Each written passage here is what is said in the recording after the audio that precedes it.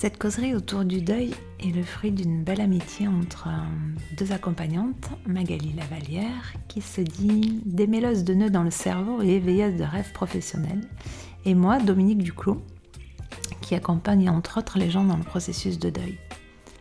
Ce qui nous réunit, c'est le désir de ramener de la paix dans la vie des gens qui ont vécu des traumas, ou qui sont à un tournant de leur vie, ou encore qui découvrent leur hypersensibilité.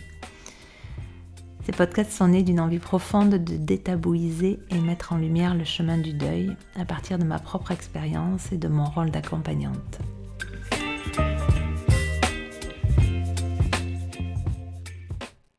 Bonjour. Bonjour.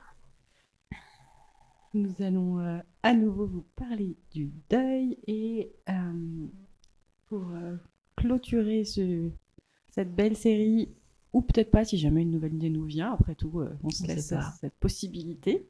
En tout cas c'est les derniers thèmes qu'on avait prévu de vous partager. On va parler de spiritualité. Dans le deuil. Dans le deuil, tout à fait.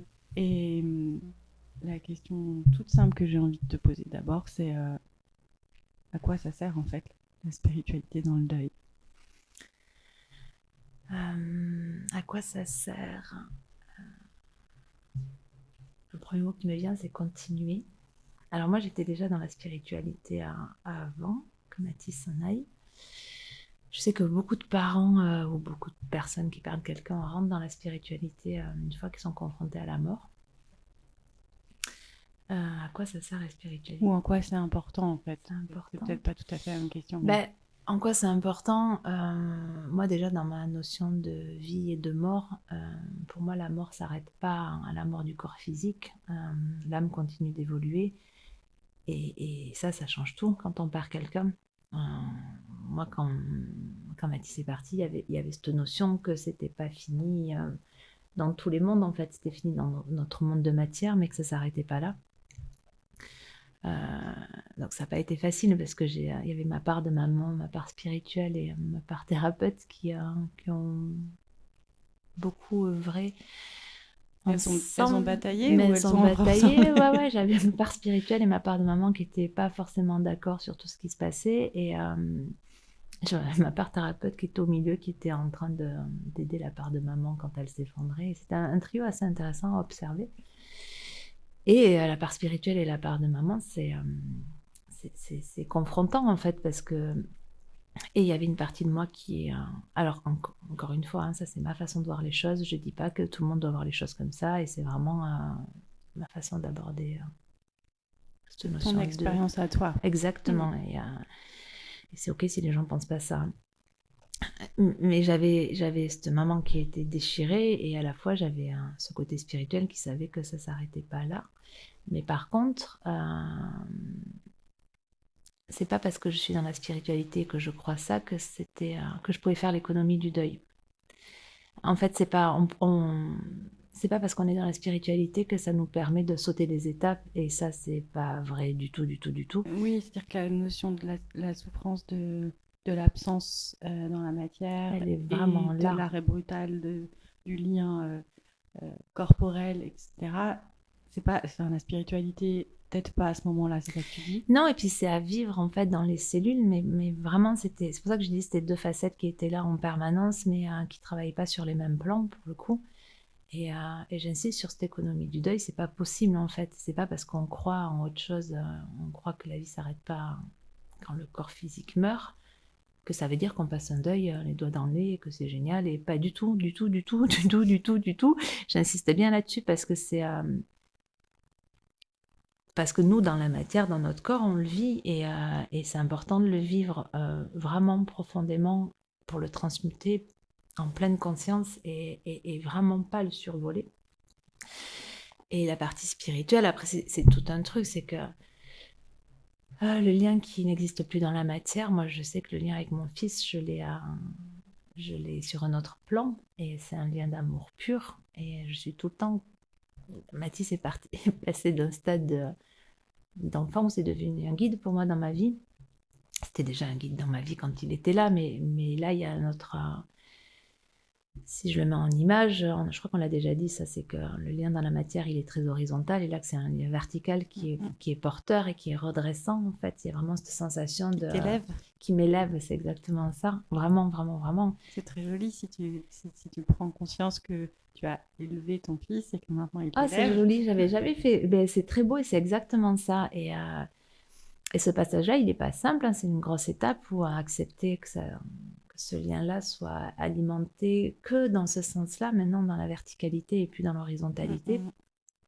Moi, c'est où j'en suis là et je trouve ça très beau. C'est là où ça bataille, justement. Moi, c'est là où j'ai bataillé. Oui, il y a eu un moment donné où... Enfin, c'est pas que là, il y a plein Non, d'autres non. moments où on bataille, Mais hein, soyons particulièrement clairs. entre la maman et la part spirituelle. Oui, parce que ça veut dire que on repositionne les choses.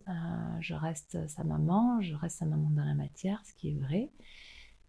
Mais j'ai un autre lien avec lui où il occupe une autre place. Parce que si on va plus loin dans la notion d'âme, une fois que l'âme, elle s'élève,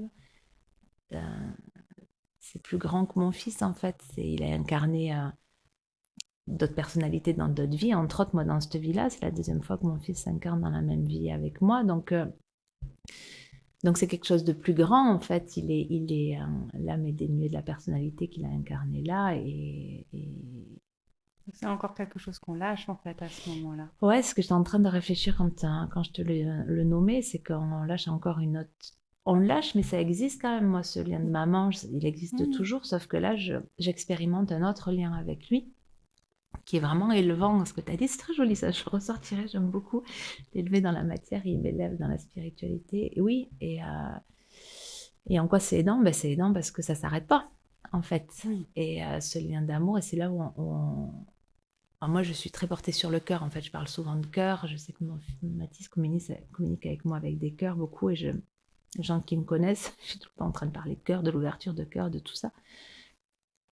Et je ne sais plus pourquoi je disais ça. Du coup, oui, parce que c'est un lien d'amour. On en revient à ça, en fait. C'est un lien d'âme, un lien d'amour.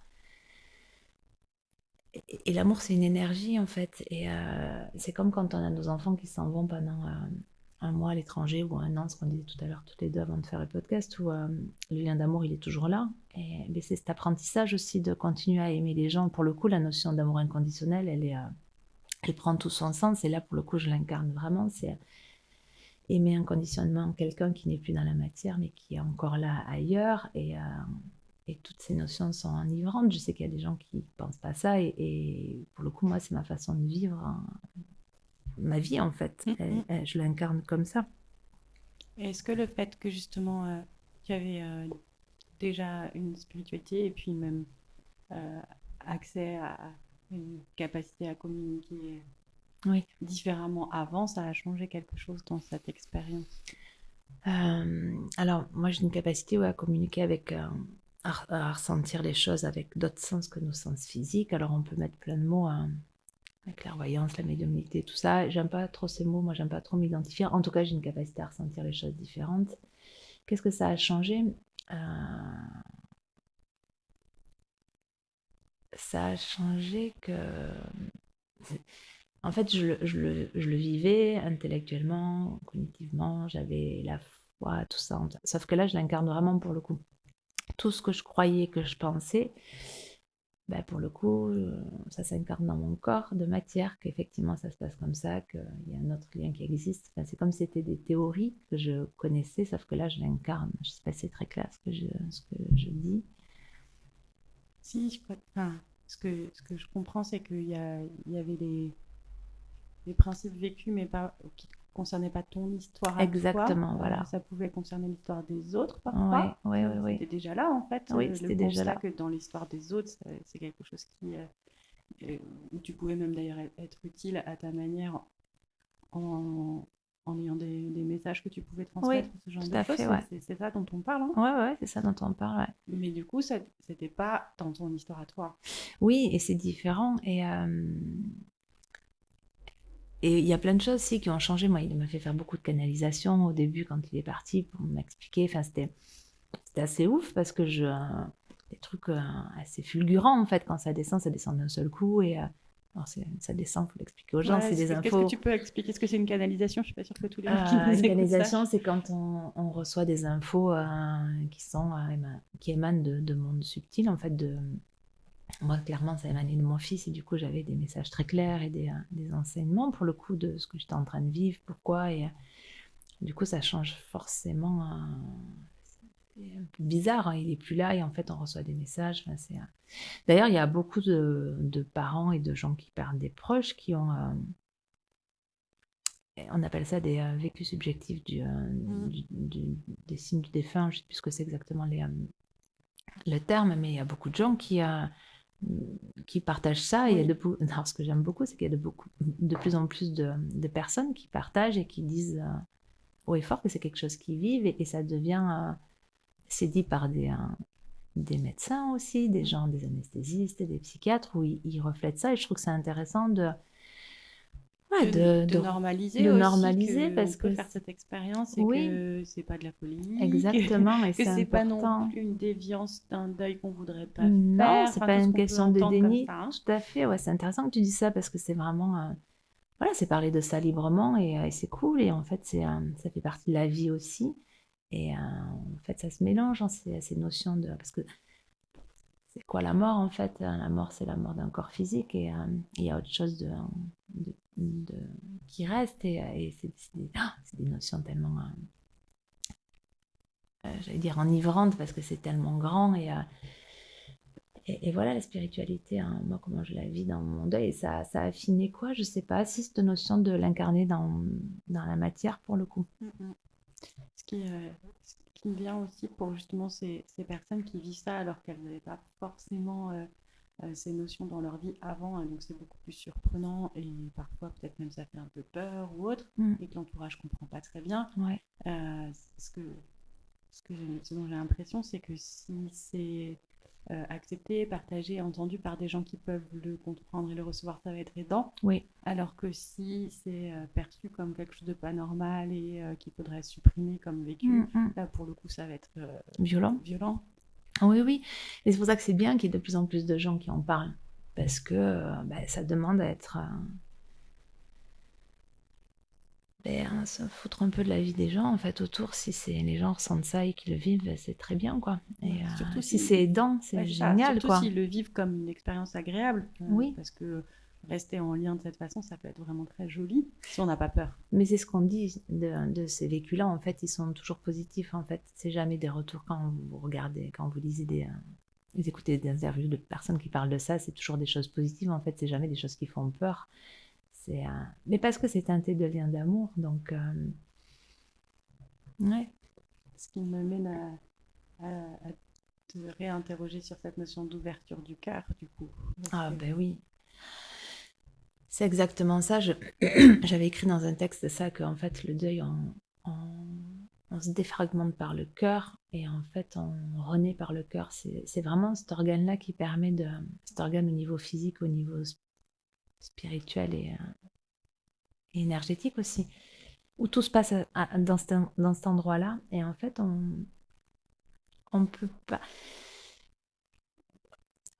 alors, j'aime pas le mot guérison, mais pour tendre vers ça, le passage est que le cœur, en fait, et c'est paradoxal, parce que c'est par là où on souffre, et donc il y a plein de gens qui veulent pas repasser par là parce qu'ils disent que c'est souffrant, mais en fait c'est le seul chemin, le cœur. Moi j'avais vraiment cette image-là, on en a parlé dans le podcast avant, où mon cœur c'était vraiment un terrain en friche, quoi, où, comme si un tsunami venait de passer, et que du coup il y avait plus rien, et ça demande du temps de désherber, de le nourrir, d'y faire attention, de le protéger des prochaines tempêtes émotionnelles qui arrivent. C'est vraiment un espace qui demande beaucoup d'attention et à en prendre soin, vraiment comme un jardinier qui prend soin de sa terre pour que les choses puissent éclore de là. Moi, j'ai vraiment cette image-là, et c'est vraiment ça. Et au fur et à mesure, on met des graines, comme on disait, des moments agréables, des moments qu'on aime, et on les entretient, et on focalise notre énergie dessus, pour que ça soit ça qui prenne et pas le reste. On peut se focaliser sur la souffrance et la douleur, c'est un choix aussi, mais c'est ces graines-là. Ça va fermer le cœur plus que l'ouvrir, non? C'est ça. Mais c'est encore une fois, c'est un choix, et moi je respecte vraiment les gens qui font d'autres choix, mais moi j'ai choisi de semer des graines différentes ce qu'on disait de joie, d'authenticité, de transparence, d'amour et de les arroser patiemment. Ça demande une patience et une foi pour le coup. C'est là où la spiritualité a Oui. toute sa place parce que elle vient soutenir cette foi, non? Oui, et puis vraiment, cette image de jardinier, je trouve chouette parce qu'en fait, c'est vrai, un jardinier, quand il va semer des graines, bah, pour de vrai, pendant des semaines ou des mois, il voit pas ce qu'il y a. Il a confiance dans le processus. Clairement, Bah, il a la ça. foi dans les graines qui vont C'est pousser, la ça. lumière qui va être la bonne, l'eau qui va arriver au bon moment. Enfin, Exactement. et il maîtrise pas tout ça. Tout à fait. Et c'est en ça où faut avoir la foi dans le processus de deuil parce il sait faire en fait. C'est vraiment ça. Sinon, on est des jardiniers, on l'accompagne. Et si on l'accompagne en pleine conscience, et ça marche en fait. Et ça me donne des frissons. Je trouve ça. Parce que c'est vrai, et c'est une ouverture de cœur. Effectivement, je crois que moi, c'est le principal truc. Ouais, c'est le principal. On va parler du mot qui fâche, les cadeaux cachés. Bah oui, j'allais y aller. Ouais. Les cadeaux cachés, j'avais tellement horreur de ce mot-là quand on me le disait au début. J'ai dit, mais comment on peut oser me parler de cadeaux cachés ici? Il y en a. Cette ouverture du cœur et ce qui va pousser là, comme tu viens de le décrire, pour le coup, là, en tout cas, moi, je le perçois très bien à quel point ce sont des cadeaux. Ouais. Mais ça demande d'y croire et d'accompagner tout ça et d'être patient et avoir cette foi, pour le coup, pour répondre à ta question sur la spiritualité, il y a cette notion de foi que ça va marcher et que ça marche et c'est comme tout, et puis on voit que ça commence à marcher et puis on y croit et puis on continue et puis ça veut pas dire qu'on oublie, parce que les gens ils ont peur d'oublier, mais jamais on oublie. Moi je crois que, alors déjà je pensais pas que je pouvais aimer mon fils plus que ce que je l'aimais quand il était dans la matière, mais si en fait l'amour il se sublime tout le temps et ça devient de plus en plus fort et de plus en plus grand. Donc, et je sais qu'on ne peut pas trop le comprendre quand on ne le vit pas, parce que c'est une notion qui est un peu particulière, mais il y a vraiment cette notion où c'est toujours plus beau, en fait. Et moi, c'est une peur que j'avais au début d'oublier, mais pas du tout. Mais c'est impossible. C'est juste plus beau, plus fort, plus puissant, plus intense et plus élevant. Je crois que ça me va bien si on conclut là-dessus. Qu'est-ce que tu en penses? Ouais, je crois que c'est pas mal. Et j'espère juste que tout ce qu'on a partagé là, ça pourra être aidant pour les gens où il y avait vraiment cette envie d'accompagner, ouais. Ouais. En tout cas, j'ai envie de te remercier pour tout ce que tu as partagé comme ça, de façon justement si authentique et le cœur grand ouvert. Ouais. Je suis moi certaine que ça va toucher des gens et donc voilà, juste beaucoup de gratitude pour ce que tu viens d'offrir. Ben, merci à toi et peut-être qu'on fera d'autres choses ensemble. Du projet à suivre. Ouais, ça marche. Merci beaucoup. Merci.